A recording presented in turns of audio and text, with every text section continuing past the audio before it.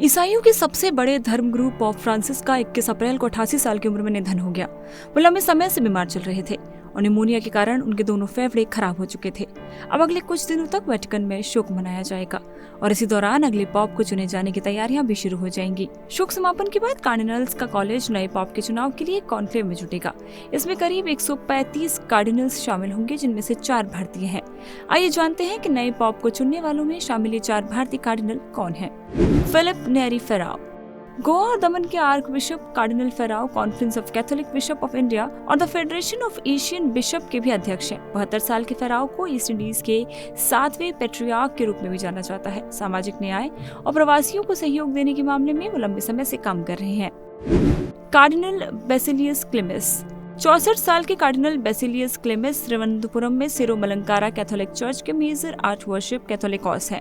15 जून 1959 को त्रिवल्ला केरल में जन्मे वो 1986 में पुरोहित और 2001 में बिशप बने। 2012 में पॉप बेनेडिक्ट 16वें ने उन्हें कार्डिनल बनाया, जिसमें वो सिरो-मलंकारा चर्च के पहले कार्डिनल और उस समय सबसे युवा कार्डिनल बने।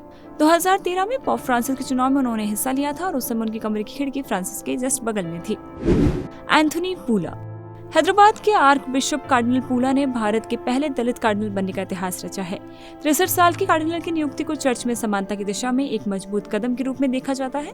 वेटिकन के प्रवक्ता का कहना है कि उनका आर्क बिशप होना जाति आधारित भेदभाव का सामना करने वालों के लिए आशा और प्रगति की उम्मीद हो सकता है।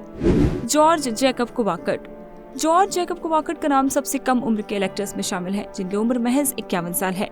वो अंतरधार्मिक संवाद के लिए वेटिकन के डिकास्ट्री के प्रीफेक्ट का पद भी संभालते हैं।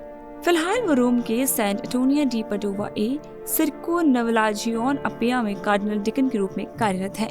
तो ये है वो 4 भारतीय जो पॉप के चुनाव में एक अहम भूमिका निभाएंगे।